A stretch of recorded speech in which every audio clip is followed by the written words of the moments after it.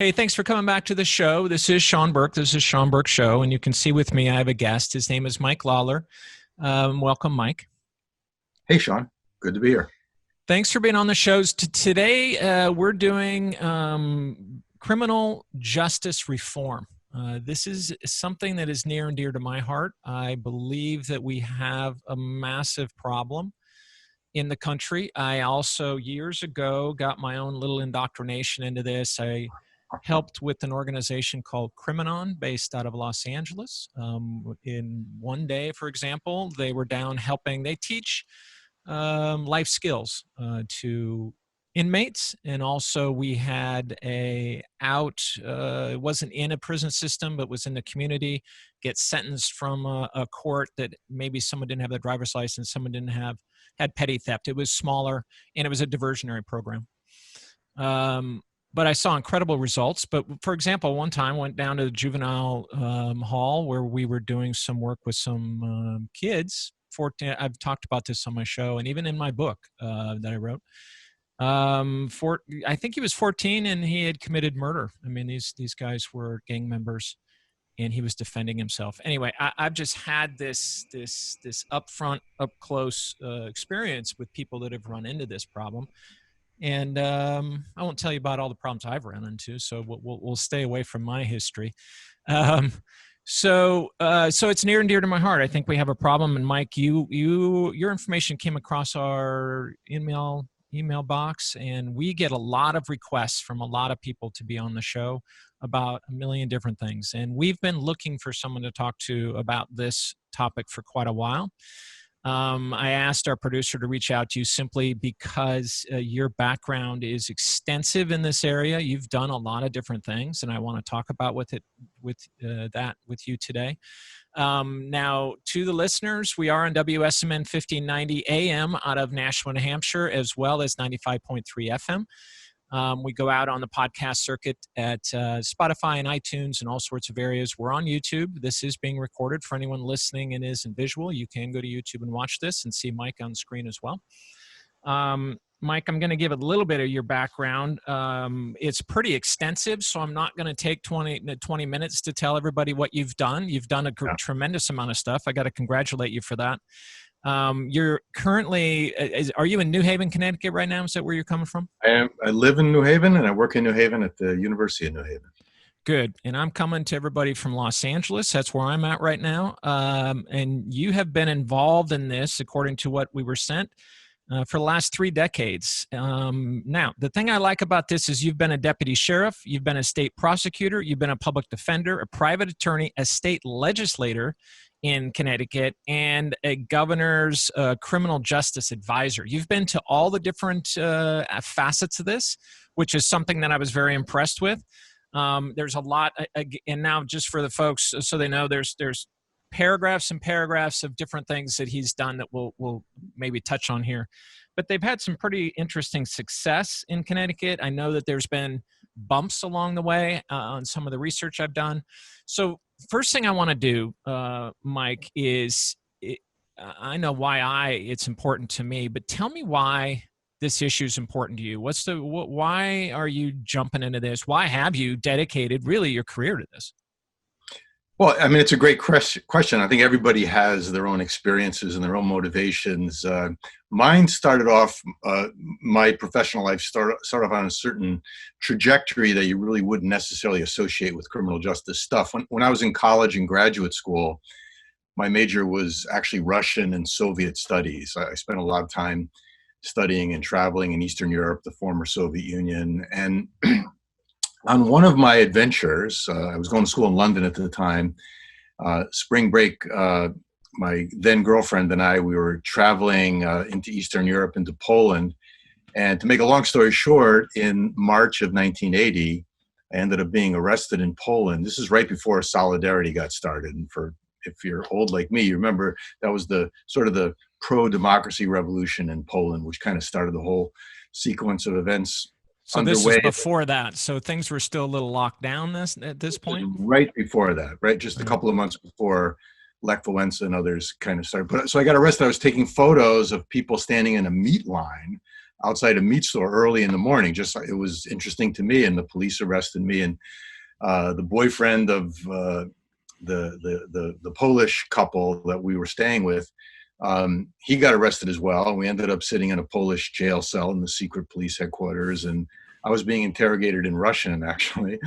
And it's kind of hard to be diplomatic if it's not your native tongue. But nonetheless, in my dialogue with the cops, I said, look, I know the rules for what you're allowed to take photos of. And it's not prohibited to take photos of people standing in a line. And the agent or whatever he was said to me, well, it is now because I said so. And they could have held me for, I think it was up to 45 days without charging me in jail. The good news is it only lasted 24 hours, but I think that was sort of a baptism of fire in criminal justice stuff, right? And I had always planned to get involved in politics down the road. And when I was in law school, I kind of decided maybe the best way to get that career going is to be a prosecutor. It seems like that's the logical start for a lot of people. Kamala Harris is now running for vice president. That's got her start, and others have done the same. And working in the courts, you see a lot of things that I could go into some detail about the things I saw, but I got a sense that things needed to change. There's a lot of stuff that could be reconsidered. And shortly after that, I ran for and got elected to the state legislature in Connecticut. Spent 24 years as a member there, 16 of which I was chair of the Judiciary Committee, very much involved in criminal justice discussions over the years. And then when Governor Malloy was elected in 2010 as governor, he asked me to join his administration, and I did that for 8 years. And I've been teaching criminal justice at the University of New Haven since the mid-1990s. So I'm fascinated by it. I think I've been in every prison and jail in Connecticut. I've been in every courthouse. I've talked to probation officers and parole officers and victim advocates. And, so I think the more you learn about the system, the easier it is to recognize the things that don't work. And I have, and I'm happy to talk about it, I have a lot of ideas about how we can improve the way things work. But all I could say is in Connecticut, I think we've done a good job of changing the way the criminal justice system works, and the result is a lot less crime.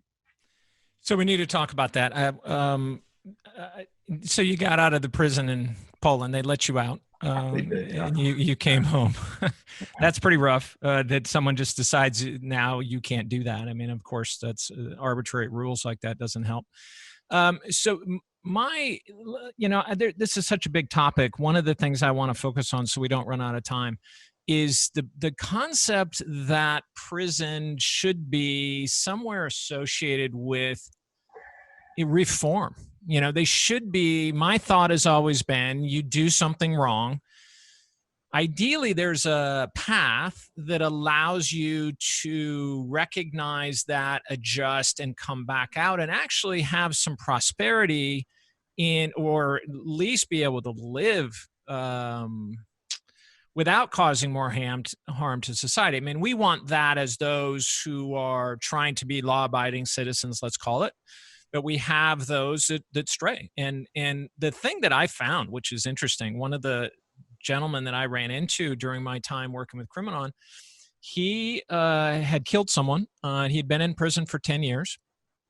And one of the smartest guys, these guys are smart. These are not slouches. A lot of them are very smart. They're leaders. They're capable. They're directed in a way that doesn't obviously jive with what's going on in society. So this reform notion, ideally they go in and they come out and they're better. Now, the thing I've also seen is you have them go in. Now they have a record. How in the heck are they supposed to get a job? With a record? It really sets them up for a worse situation. Now, obviously, I'm not asking you any questions that you've never been asked for or you've never thought of, because this is your world and I'm new to the world. So it's just from a citizen thinking who's toyed with a little bit, how do we actually have some kind of reform? Now, I will say this gentleman that was in jail for 10 years in hardcore prison in California learned a trade. He learned how to build furniture. He went into a furniture factory and was incredible at what he did and had a living. And I thought that was fantastic. So talk to us about the reform aspect. So, they call it the Department of Correction for a reason, right? You would think. And you would The think that they name go, says that. The name says it, but I'm not yeah, so sure that there's any, in a lot of cases, any aspect of quote unquote correction. But anyway, go ahead. right. Well, I'm just saying, I mean, you would think that that must be the goal if they call it Yeah. the Department of Correction. But I think there's a lot of evidence that, at least for a lot of the people who go into and out of our correctional facilities, they come out worse than they went in, right? Yeah. And um, the as I'm sure you and probably most of your listeners are aware, the United States incarcerates way more people than any other country in the world. I mean, by a lot. And it is worth noting that there are nations that are very similar to the United States that have a completely different philosophy about the role of prisons and jails and the role of the criminal justice system generally. In particular, I've had opportunity to visit prisons in Germany, which you can kind of hold up as a model of the right way to do this. We actually went over there with Governor Malloy and the guy who was our corrections director at the time. And there's just when you go into a correctional facility in Germany, it is a completely different atmosphere than what you would see in a typical American prison. And I mean, I could go into some detail about the differences, but the bottom line is when you talk to the staff and you ask them, so what do you view your role here? What is your job? And almost without exception, they would say, our job is to prepare these men to return to the community. That's our job. And I would imagine if you went into a typical American prison, you'd get a very different response. And what you saw in the German prisons, and you see the similar things certainly in Northern Europe, that there's a completely different philosophy that governs how they work. And the easiest way to explain it is that they treat the people who are incarcerated as human beings. Whereas I would say, I can't tell you how many conversations I've had with police officers and correctional officers and stuff, where they almost instinctively refer to people who are incarcerated as animals. And I think if in your mind you can dehumanize people like that, then that gives you permission to do some really harmful things to them. And since the vast majority of people who are incarcerated are going to get out sooner or later, they're not going to come out better people. And so there's a different philosophy. That's the crux of that's got to be part of the crux of the problem. Yep, definitely. And in Connecticut, we've actually, after that experience, we started a few programs in our state, in our prisons, which have been phenomenally successful. In fact, if 60 Minutes did 2 separate features on a unit that grew out of the Germany visits called the Tru unit, TRU unit, at one of our maximum security prisons. And I would encourage your viewers to watch it if they choose. You can see it's online. And you get a sense of how just bringing these practices into an American prison changes things almost overnight. And to me, the barometer is talking to the correctional officers who work in this unit. When it first got started, they were sort of ridiculed by their colleagues. They were volunteer. They had to be specially trained to work in this unit. And after it was up and running for a few months, the other officers in this really hardcore prison started saying, well, how do I get assigned into this unit? Because if you talk to the people who work there, they said in the past, when they came into work, they spent their whole day being fearful of something bad happening to them. And when they left, it's not sure they accomplished anything. And now they enjoy going into work. And when they leave at the end of the day, they feel like they've actually accomplished something. And then when you talk to the people who are incarcerated there, you get a clear sense of how it's a different experience for them. And the group includes a bunch of young guys. They're sort of like the mentees. The mentors in this unit are people doing life sentences.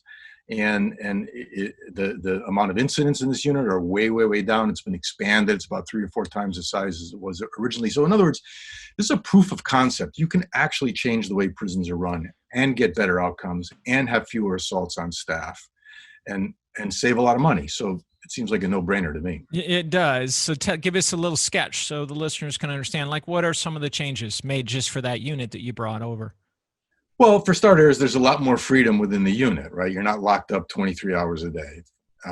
Secondly, you are actually treated like a human being. So, for example, the correctional officers will have informal conversations with the inmates. They shake hands. They're bringing tours into this unit all the time. I mean, not anymore because of the COVID situation, but up Right. until that time.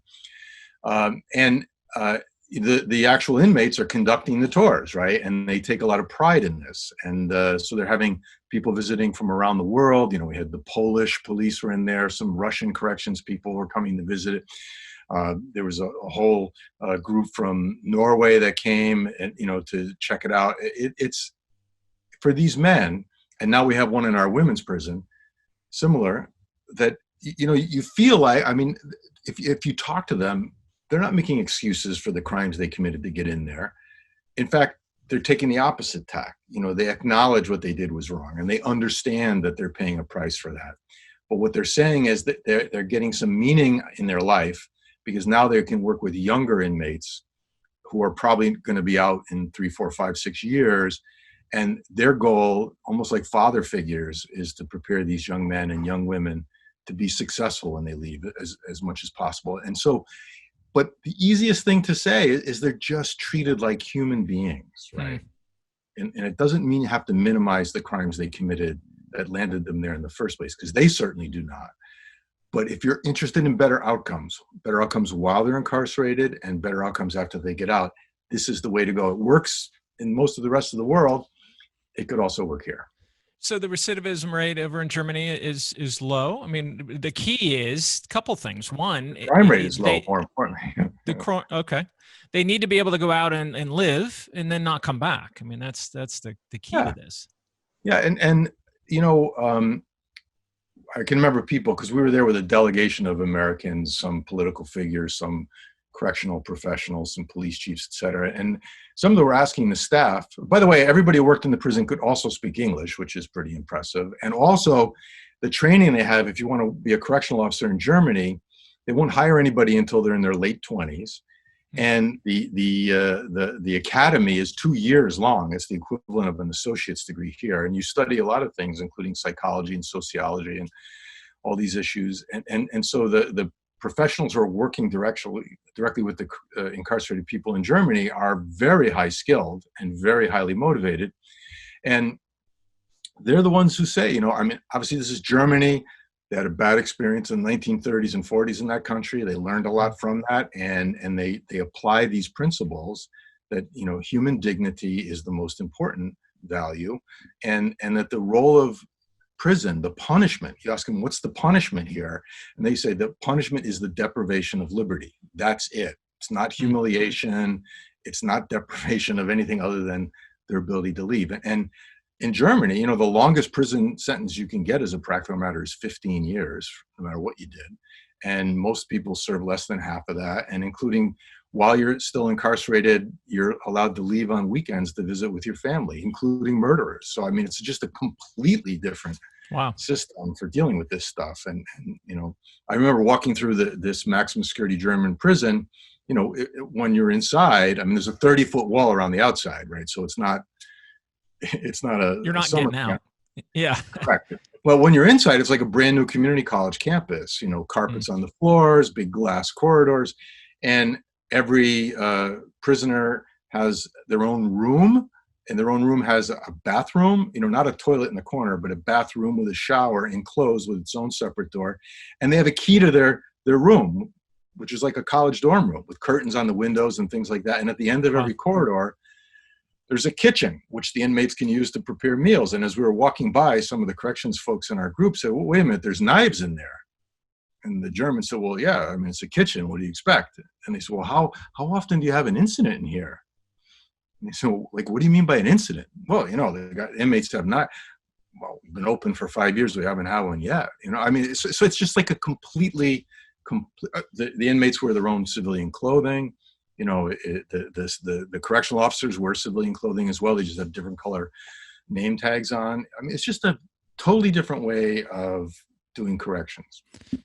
So the program you set up there that you brought back, and maybe they have it in Germany, but trades, skill sets, do they work? Not only do they do productive things so that they feel like they're worthy. You got to do something where you feel like it makes you feel good to do stuff. And also, so when they get out, they'll have something to do, a trade or whatever. So how does that fit in? So Connecticut, like pretty much every other state, has these types of vocational programs and jobs available to people who are incarcerated, for sure, right? But the more overcrowded your correctional system is, the harder it is to get everybody into one of these opportunities, right? And so, if you have a classic overcrowded prison system, 5 or 10% of the inmates will have access to this kind of thing, and it's an incentive, it's a reward for good behavior to be able to work, because that's out of cell time. Yeah. Now, in Connecticut, we've actually reduced our incarcerated population by a lot. We're down 52% from our high point, which was in 2008. We had about 20,000 people incarcerated, jail and prison combined, in 2008. Today, it's 9,500. So it's way, way, way down. And as a result, we have a lot more flexibility in the facilities that remain open. We've closed a lot of facilities, but it's that kind of thing which allows you to have not just jobs, but opportunity to have take college courses and get your GED, things like that. So yeah.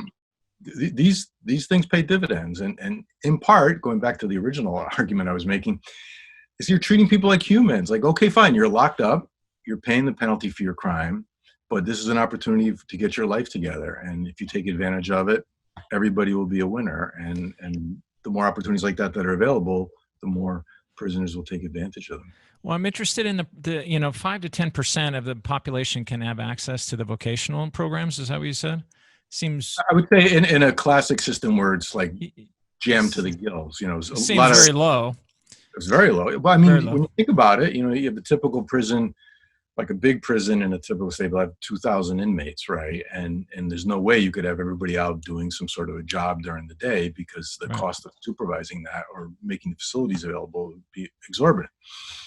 But if you can get those numbers way down, and you got more space to work with. There was a time in Connecticut, and this is true in a lot of states, where prisoners were sleeping on these slabs on the floor in the gymnasiums and the classrooms because they didn't have enough cell space. So, those days are behind us here in our state, but states like Nebraska and Oklahoma and others are just bursting at the seams, and none of this is possible there. Well, it begs a question. Devil's advocate, it's not my ad, not what I think, but you certainly hear a tremendous amount of tough on crime, soft on crime, especially in politics. This DA is going to be tough on crime. We have to have a 3-strike law. If we don't have high penalties, then we're going to have more crime. All of that propaganda, frankly, from what I've studied, I don't think that's true. But give us your viewpoint, because this can sound to people like we're just being soft. Why wouldn't they want to go in prison then if they're going to have a nice campus and they're going to, you know what I mean? So let's address that. Yeah, and that's a very fair question. I was elected to the state legislature in Connecticut in 1986. So I was there for the whole thing, for Willie Horton, for 3 strikes and you're out, for the death penalty. And I voted for a lot of this stuff. And but for the past 10 or 15 years, not just in Connecticut, but around the country, there's been an unprecedented bipartisan coalition of people trying to undo the damage, the unintended consequences from those policies from the quote unquote tough on crime era.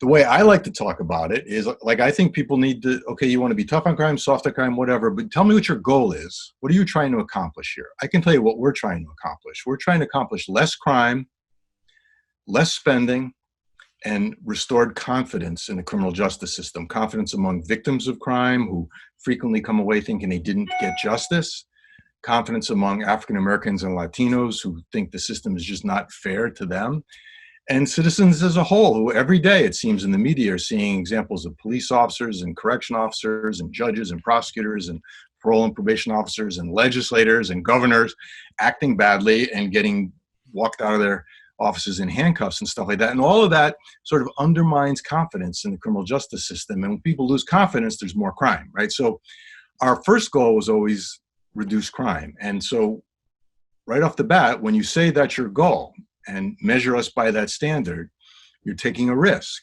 So you better have policies that are going to result in that outcome. And so now in Connecticut, we can point to a dramatic reduction in reported crime. We're not talking whether people got arrested or not.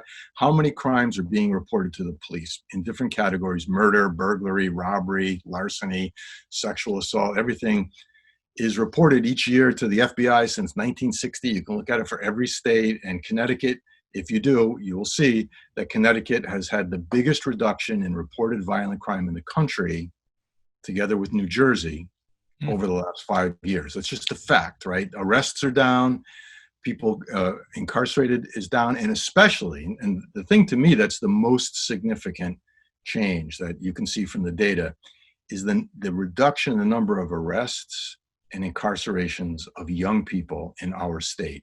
So let's just take 18-year-olds. 18-year-olds are adults.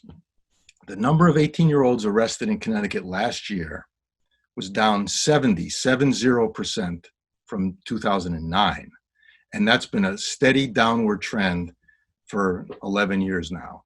In the number of young people incarcerated between the ages of 18 and 21, so we're not talking about juveniles, we're talking about adults getting incarcerated, is also down 70% over that same period of time. So you have fewer reported crimes, a lot fewer younger people getting arrested, including young adults, and a lot fewer younger people incarcerated. In fact, if you divide up the prison and jail population in Connecticut by age cohorts, so how many inmates are under the age of 30, how many between the age of 30 and 40, and how many are over 40, historically, the under 30-year-olds were always by far the biggest group in corrections. Sure. Now they're the smallest. Wow. The only group that's growing are the ones over 40, right? And not by much. And so what we're seeing is the farm system for our state's prisons and jails is basically evaporating. And that's why our prison population is falling. It's not because we're releasing more people. There's just fewer people coming in the front door, especially fewer younger people.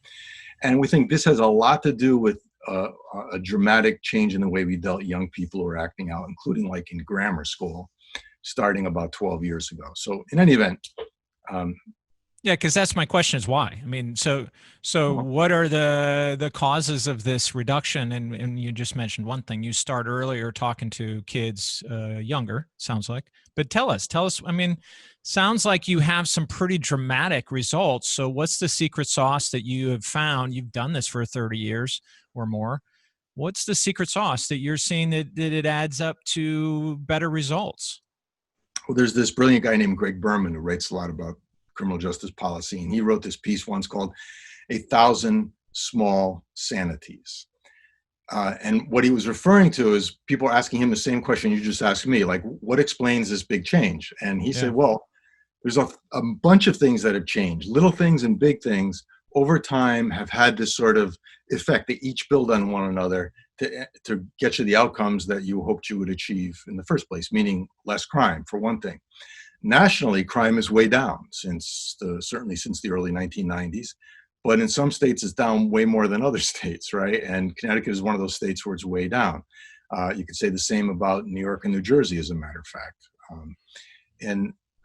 So all those states have not done the exact same things, but the governing philosophy, I think, has been very similar. It's like, let's figure out what works and do that, and let's figure out which things that we do that sounded good but actually make things worse and actually cost a lot of money. So there's a lot of things that all we need to do is stop doing and you'll get better outcomes. And one of those things was like suspending and expelling young people in grammar school and high school, right?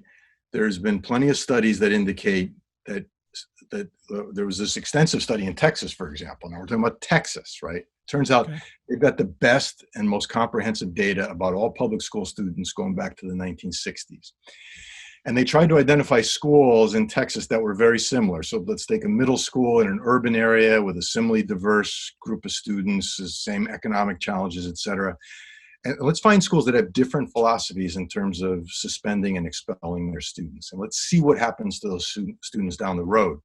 And what they were able to discover is that if the culture in a school was to have essentially zero tolerance and suspend and expel a lot of kids, what you saw from that school was those kids were way more likely to end up incarcerated down the road versus a school that had found other ways to deal with kids who were acting out in school. And that's one example. And here in Connecticut, we have provided incentives to school systems to not suspend and expel, let alone arrest kids in schools. Now, it's one thing to say that stuff. It's hard to actually provide the Yeah, for alternative sure. Yeah. to teachers and administrators, but that's what we did. And now we can show you data that shows a dramatic reduction in suspensions and expulsions in most, but not all of our major cities. I mean, Connecticut, a major city, is like 120,000 people population. Geographically, they're very small and concentrated here, like New Haven, Hartford, Bridgeport. But not every city has adopted this philosophy. And the cities that did adopt it had a dramatic reduction in crime over 10 years. The cities that have been reluctant to do it or resistant have not seen that same drop off. So that's one thing. Another great example that's been researched extensively is if you put too many people on probation, then you're going to end up with more crime. Now, it's very counterintuitive, right? Most people who get arrested, go to court and get convicted of the crime don't get sent to jail. They get probation. 10 years ago, we had about 20,000 people in prison on any given day, and we had about 60,000 people on probation, right? So way more people on probation than actually incarcerated.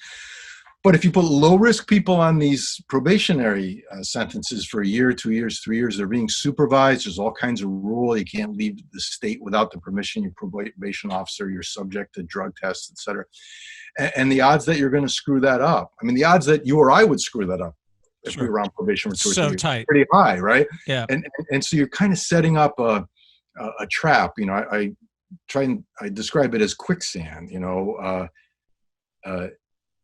if you get involvement in the criminal justice system is like quicksand, because once you get in, it's hard to get out.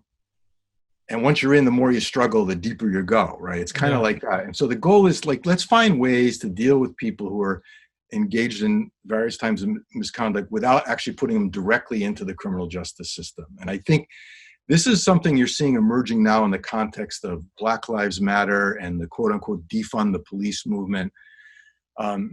Yeah, I wanted to ask you about that. So it's a good bring it up because obviously that's a movement, and I get it. I mean, we don't need some people going into prison and getting stuck in that system if they don't need to be.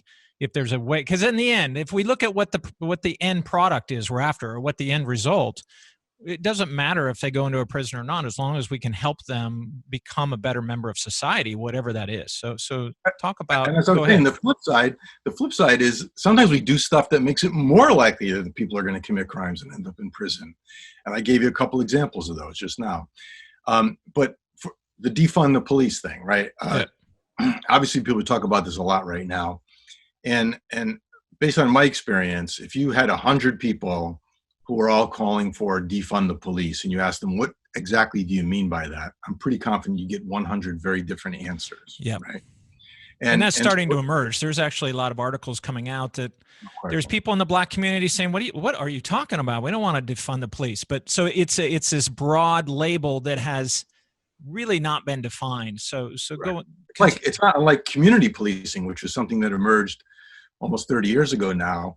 And most police departments claim that they do community policing, but what they actually do tends to be really different. You know, it's their own unique spin on it. And so, but what I think, I mean, to me, when I hear people explaining what they mean by defund the police, I don't hear them saying we should not have police.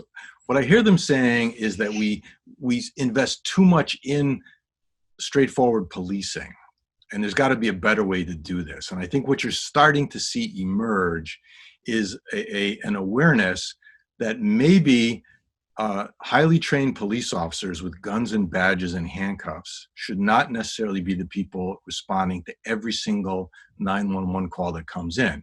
Right. And it's similar, in my view, to the way fire departments have evolved over time. You know, it used to be that firefighters were firefighters, and then all of a sudden they're dealing with all these medical situations. And out of that grew the EMT specialization. And so now most fire departments have firefighters and EMTs. And I think what you're going to see in police work around the country soon is that you're going to have uniformed police officers with badges and guns to respond to one type of a situation. And you're going to have what people usually refer to as social worker types respond to different types of situations. And beyond that, you know, In And I Connecticut, think the police would be happy about that. I really think if I'm a police officer, I don't necessarily want to have to deal with certain things. And if I'm going to focus on what I'm focusing on, I just don't know if the police would, if they really understood it, would probably argue with that. yeah, I think that's true. And I think one of the problems right now is things are so polarized in this Oh country. yeah, And big so time. you're either for the police or against the police, right? Yeah, I know a lot of cops and and I do too. and if you're in a conversation, the things they complain about are the kinds of things they don't think they should be doing. Right. And so, but when you talk about, okay, we'll figure out someone else can do all that stuff, I think that's a very threatening thing, because am I going to lose my job, or Right. you don't really understand some of these situations are really dangerous, which they are, right? I got that. Yeah. But the point is, most of what police do most of the time doesn't involve personal safety or danger, right? Now, Right. it is actually true that some stuff that sounds relatively minor, like domestic violence stuff, can actually be a very volatile situation to walk into. So you can't just Big time. categorically say all misdemeanors, no police officers, because most domestic violence situations involve misdemeanors, but those things are occurring in a very, very toxic situation. Yeah. Compare that, let's say, to a routine motor vehicle accident. You tie up a police officer with gun and a badge. He's got to stay there, write the police report, spend all this time. And that's something that trains civilians. And when I say civilians, I mean people who are not like sworn officers with guns and badges could do. Same thing with a crime scene investigation.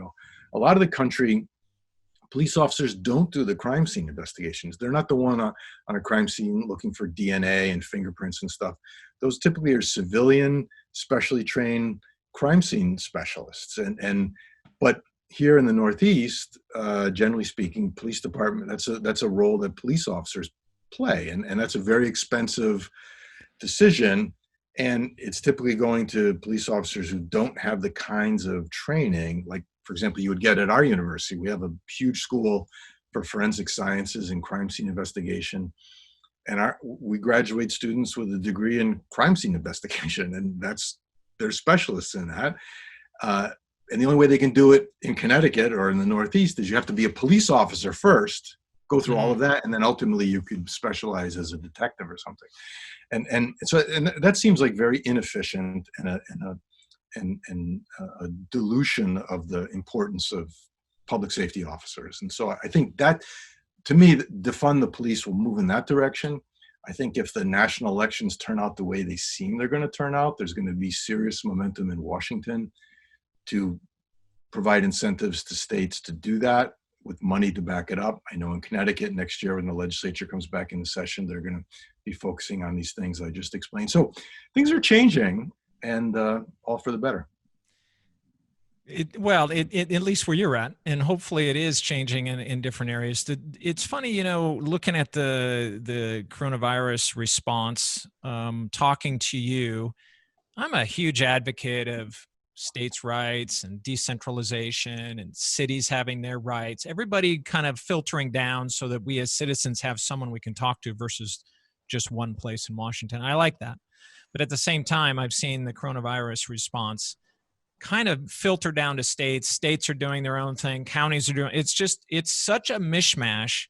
And now talking to you again, I think, why don't we have best practices that are spread from the top down throughout the country, but we have each department or county doing different things. So I'm curious, you're a reformer.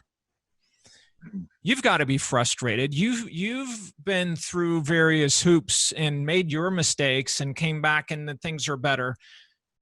And you've learned. And so, it seems interesting that how do we spread that? Because now it's voluntary across the country. But I'm just curious your thoughts. Should it be top down? How does this spread around? Well, yes, I'm a reformer, but I'm also an incrementalist and a realist. I'm a Democrat, a left of center Democrat, I assume. And but I think, in an ideal world, if I were king and I had the power to do these things, it would change immediately overnight, and I could, wave a magic wand and make it happen. But That's not how things work. And every state, for example, has a completely different setup. And that's one thing I've been involved a lot in national state government kinds of discussions. And the minute you, like, if I'm explaining things we've done in Connecticut and someone from Indiana says, oh, we'd love to do that here. I say, well, okay, yeah, but here's why it was so easy to accomplish it the way we did in Connecticut. But let me tell you what's unique about Connecticut. And then you see the person from the other state says, oh, wow, that's not, like, for example, in Connecticut, we don't elect prosecutors. We have no elected judges.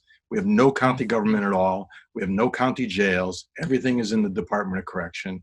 You know, our judges are, you know, are appointed through a non-political process. Our prosecutors. So it's all state run. The jails are Everything is all state run. state.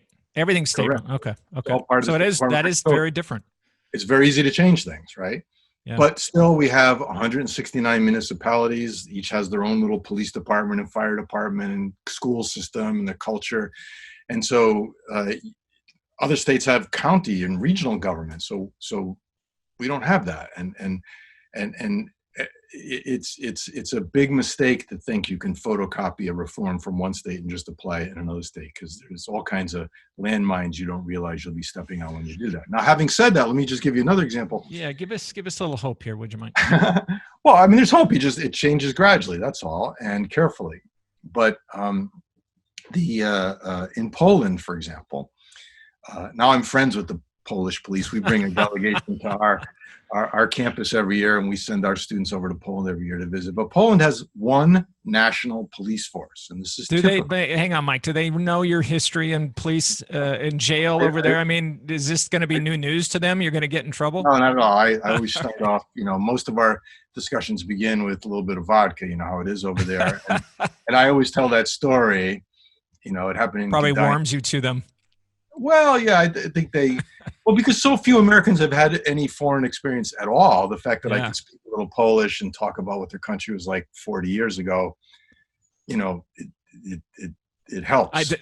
I digress. Continue with your story. I'm sorry, I couldn't resist. But they have a national police force. They don't have local police departments or local police chiefs. There's one national Polish police force. So the advantage of that is, like, it's, you know, there's one standard and it applies everywhere. And it's a model that certainly is the exact opposite from what we have in the United States. And that model, the Polish model, is typical in Europe and in a lot of countries. And so now, if you wanted to say, let's do that in the US starting tomorrow, I think you're going to be disappointed, right? Even if you wanted to do it in a particular state, if we wanted to say, okay, we're going to create the Connecticut State Police and they're going to do all law enforcement activities in the entire state, you'd get an unbelievable amount of pushback. It would never in a million years happen.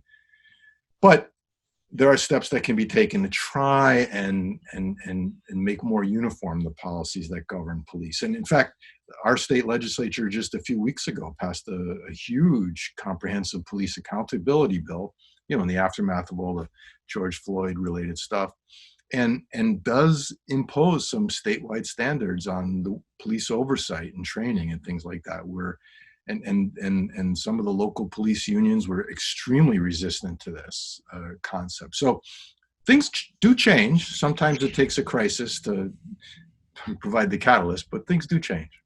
And unions standing in the way?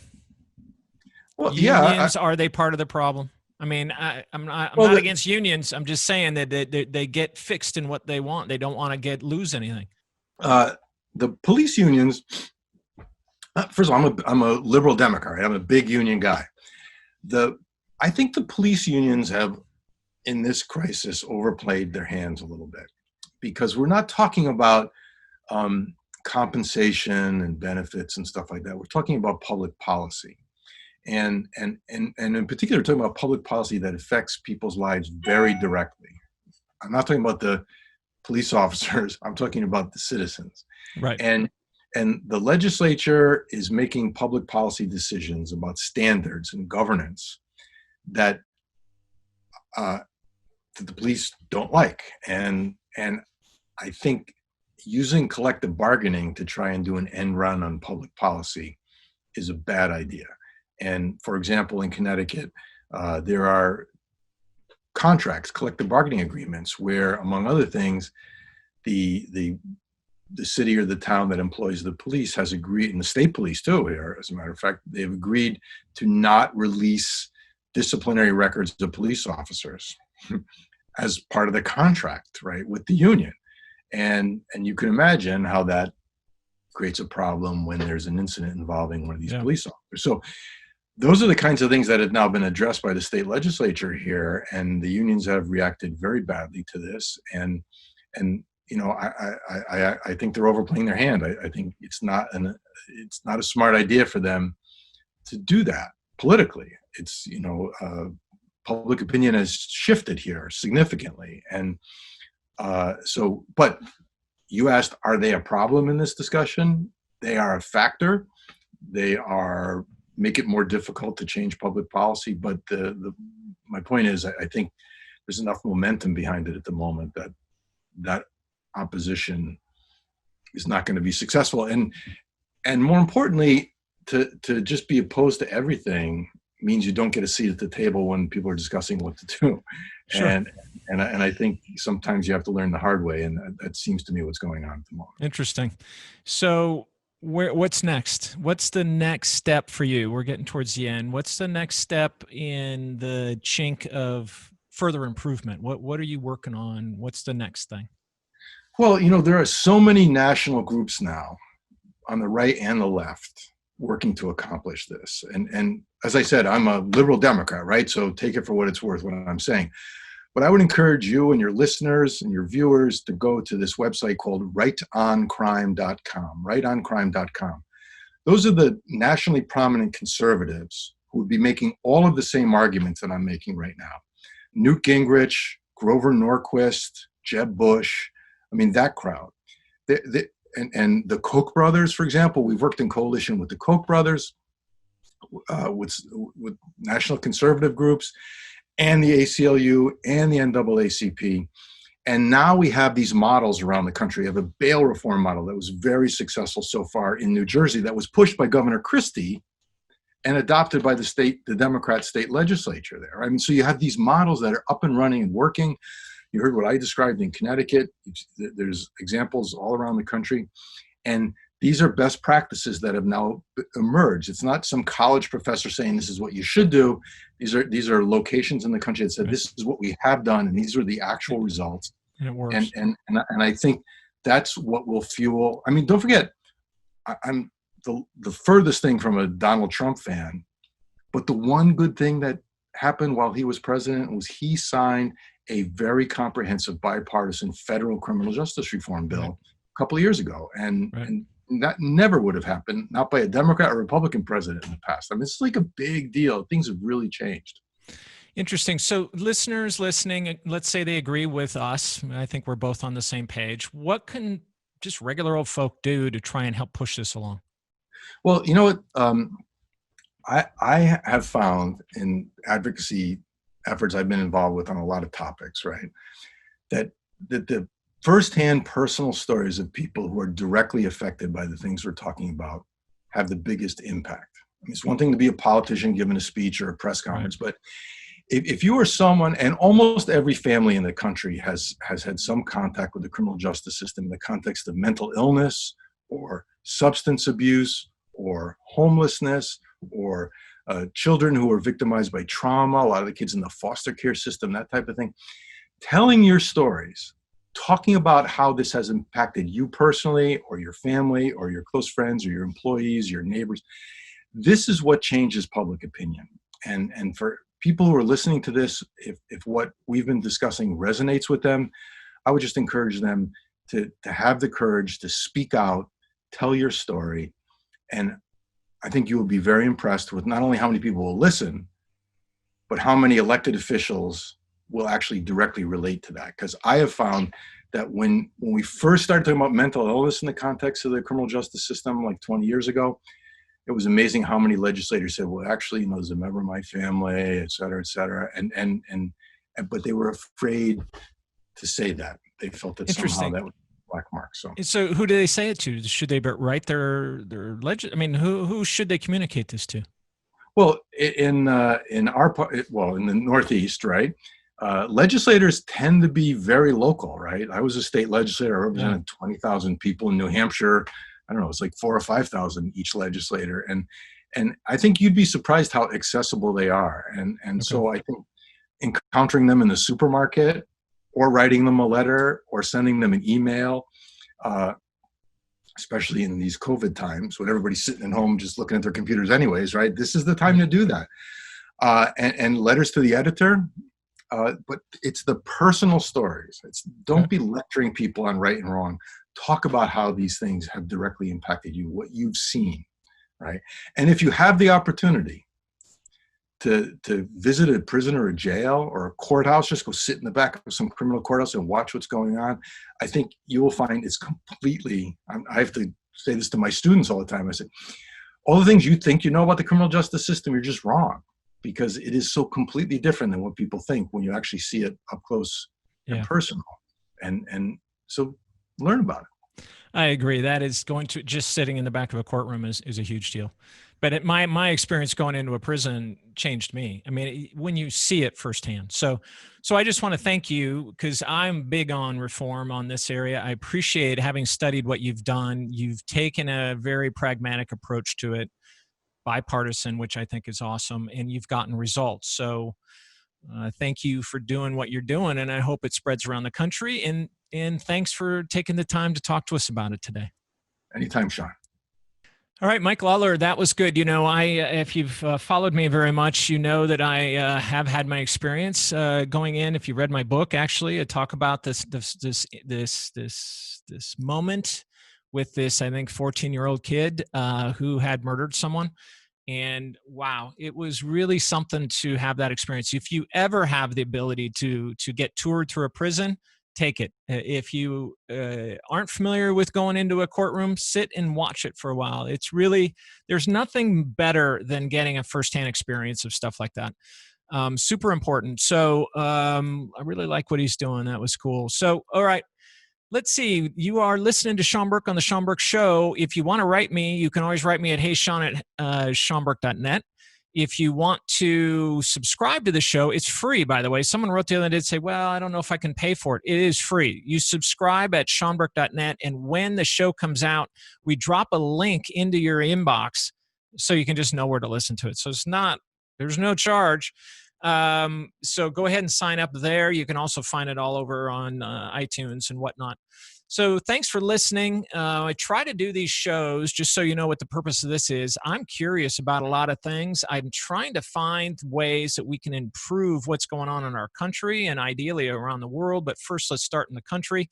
So I try to find ways to do that. I try to find ways that are practical, that work, that are nonpartisan. I don't care about any of that. Let's just put in place things that work and we fix up and get our country a little bit better. So I'm curious. So that's how you find these different kind of shows that I do. We have a million topics come by us in email because we have this show. So Tracy and I skim through them and only try to find actual real success out there, because there's a lot of people wanting to get on the radio and YouTube and whatnot that maybe don't have the success that really we want to see. So that's what this is. I appreciate you coming along and listening. Feel free to email me. I'd love to hear your feedback on stuff like this. And of course, we're in the middle of COVID. Please be well. If you haven't listened to the shows I've done with the three doctors, Dr. Merrick, Dr. Corey, and Dr. Verone, very, very top line doctors in critical care in hospitals with a protocol that does save lives. And that is another thing that I think should be spread to every hospital in the country. Kind of a top down. I know we don't have that system in our country, but I guarantee you we would be out of COVID now if we had all the doctors trained in hospitals of how to treat it based on this very simple protocol.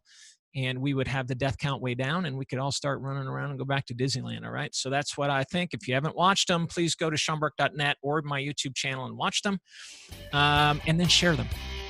All right. That's it for me for now. Thanks for joining, and we'll talk to you the next time. Be well. Bye-bye.